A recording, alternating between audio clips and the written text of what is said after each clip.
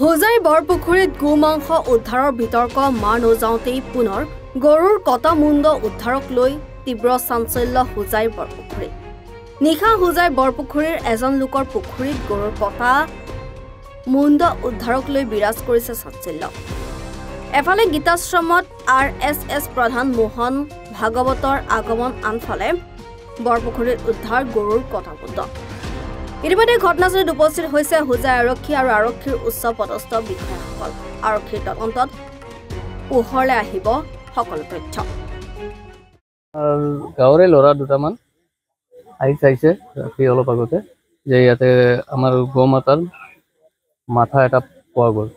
ঠিক আছে, তাৰপিছত মই ফিচাৰীৰ মালিকক ফোন কৰিলোঁ, এই তপু দেৱনা, তাক ফোন কৰিলোঁ, আহিলে। এতিয়া অফিচাৰ আহিলে, এইটো ৰিকভাৰী কৰিলে।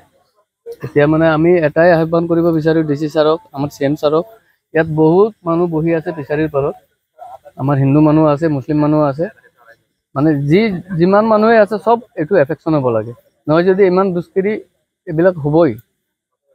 কোনে পেলাইছে কিবা সন্দেহ হয়নি? এইটোতো ক'ব নোৱাৰোঁ আমি, এইটো আমিতো চোৱা নাই, বস্তুটো এতিয়াই ওলাইছে, বস্তুটো অলপ পুৰণা হৈ গ'ল। কোনোবা দুষ্কৃতিকাৰী পেলাই গৈছে।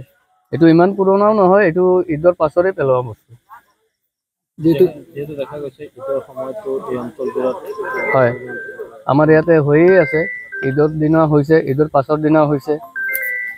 এই অঞ্চলটোৰ নাম কি? এই অঞ্চলটোৰ নাম বৰপুখুৰী। কিমান দিন আগত আমাৰ কামাখ্যা মন্দিৰৰ ওচৰত পেলাইছে, শনি মন্দিৰৰ ওচৰত পেলাইছে, দুৰ্গা মন্দিৰৰ ওচৰত পেলালে, পিছৰ দিনা মোৰ ঘৰত পেলাইছে, আজি এইটো ফিচাৰীত পেলাইছে।